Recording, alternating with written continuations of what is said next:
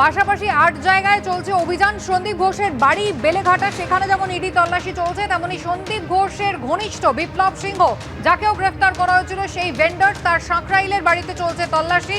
একই সঙ্গে যিনি অ্যাকাউন্টের দায়িত্বে ছিলেন বিপ্লব সিংহের, সেই কৌশিক কোলে, তার বাড়িতেও ঢিলছোড়া দূরত্ব বিপ্লব সিংহের বাড়ি থেকে, সেখানেও কিন্তু সাঁকরাইলে একইভাবে ইডির আধিকারিকরা পৌঁছে গিয়েছেন।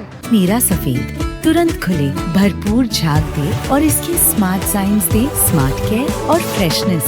मेरी चॉइस मेरा सफेद। অন্যদিকে সন্দীপ ঘোষের পিএ বলে যিনি নিজেকে পরিচয় দিতেন, সেই প্রসূন চট্টোপাধ্যায়, তার বাড়িতে সুভাষ গ্রামে ইতিমধ্যেই ইডি আধিকারিকরা। অন্যদিকে একজন লন্ড্রি ব্যবসায়ী অঙ্কুর রায়, মাদুরদহের আবাসন, সেখানেও চলছে তল্লাশি। বৈদ্যবাটিতে কুণাল রায়, তার বাড়িতেও ইডির আধিকারিকরা পৌঁছে গিয়েছেন।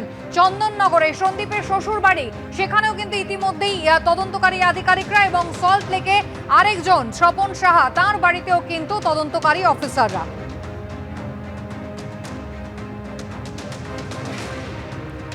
সরাসরি আমাদের দুই প্রতিনিধি রয়েছেন আমাদের সঙ্গে, ব্রতদীপ ভট্টাচার্য এবং সত্যজিৎ বৈদ্য। আমি প্রথমেই ব্রতদীপের কাছে চলে যাব। ব্রতদীপ, দীর্ঘ 3 ঘন্টার অপেক্ষা ইডি আধিকারিকদের, এবং অবশেষে বেলেঘাটায় সন্দীপ ঘোষের বাড়ির দরজা খুলল। তার স্ত্রী, তিনি কোনো অভিযোগই মানতে রাজি নন। এখনো কি ইডির আধিকারিকরা আছেন বাড়িতে? একেবারে দেখো, প্রায় 1.5 ঘন্টা আগে কিন্তু সন্দীপ ঘোষের বাড়িতে ঢুকেছেন ইডি আধিকারিকরা। 3 ঘন্টা অপেক্ষা করার পর 1.5 ঘন্টা আগে ঢুকে এই মুহূর্তে কিন্তু তারা এখন তল্লাশি চালাচ্ছেন। মূলত যে জিনিসটা ইডি আধিকারিকরা খুঁজছেন, যে এই দুর্নীতির টাকা কোথায় গেল, অর্থাৎ সন্দীপ ঘোষ, তার বিরুদ্ধে যে অভিযোগ যে বিপুল পরিমাণ টাকা দুর্নীতির মাধ্যমে তিনি কিন্তু এখান থেকে আত্মসাৎ করেছে, সেই টাকা কোথায় গিয়েছে, এবং শুধু তাই নয়, সন্দীপ ঘোষের থেকে কারা কারা বেনিফিশিয়ারি হয়েছে, অর্থাৎ সন্দীপ ঘোষের উপর, সন্দীপ ঘোষের মাথার উপর কাদের হাত ছিল, যাদের সাহায্যে তিনি এই দুর্নীতিগুলো করেছেন, এবং তারাও কি লাভবান হয়েছেন কিনা, সমস্ত দিক খতিয়ে দেখা হচ্ছে। সন্দীপ ঘোষের কোথায় কি কি সম্পত্তি রয়েছে, কোথায় কত টাকা রয়েছে, সমস্ত নথিপত্র কিন্তু ইডি আধিকারিকরা খতিয়ে দেখছেন। এবং সন্দীপ ঘোষের স্ত্রী, তিনি যেমন সমস্ত অভিযোগ অস্বীকার করছেন, তবে ইতিমধ্যেই সিবিআই তদন্তে যেগুলো উঠে এসেছে, এবং ইডি আধিকারিকদের সূত্রে আমরা জানতে পারছি যে যে অনিয়মের কথা বলা হচ্ছে, যে দুর্নীতির কথা বলা হচ্ছে, একেবারে আট ঘাট বেঁধে কিন্তু সেই দুর্নীতির একটা ব্লুপ্রিন্ট তৈরি করা হয়েছিল, যাতে কোনোভাবে কেউ না বুঝতে পারে যে টেন্ডার ডাকা হচ্ছে, এবং সেই টেন্ডার সন্দীপ ঘোষের নিজেদের লোকেরাই পাবে, পছন্দের লোকেরাই পাবে।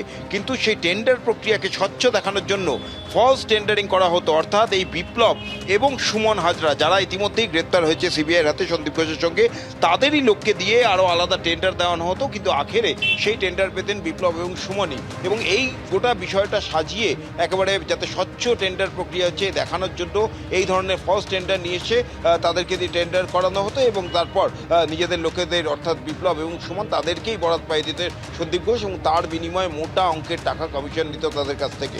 আজকে কিন্তু তেমনই একজনের বাড়িতে ইতিমধ্যেই সাঁকরাইল থানা এলাকার বাসুদেবপুরে, সেখানে বিপ্লব সিংহের বাড়িতে যেমন তল্লাশি অভিযান চলছে, তার পাশাপাশি তারই এক ঘনিষ্ঠ, যে তার অ্যাকাউন্টেন্ট হিসাবে, অর্থাৎ তার যে হিসাব দেখাশোনা করতো, কৌশিক কোলে, তার বাড়িতেও তল্লাশি অভিযান চলছে। এবং জানা যাচ্ছে কৌশিক কোলের নামে একটি সংস্থা রয়েছে, করুণাময়ী ট্রেডার্স, এবং এই করুণাময়ী ট্রেডার্সের নামেই ফলস টেন্ডারিং তারা করতেন আরজিকর হাসপাতালে যখন টেন্ডার ডাকা হতো। এবং একা কৌশিক কোলে নয়, আরও একাধিক ব্যক্তি রয়েছে ওই সাঁকরাইল এলাকায়, যারা কিনা এই বিপ্লব সিংহ এবং সুমন হাজরার সঙ্গে, এই গোটা চক্রের সঙ্গে যুক্ত।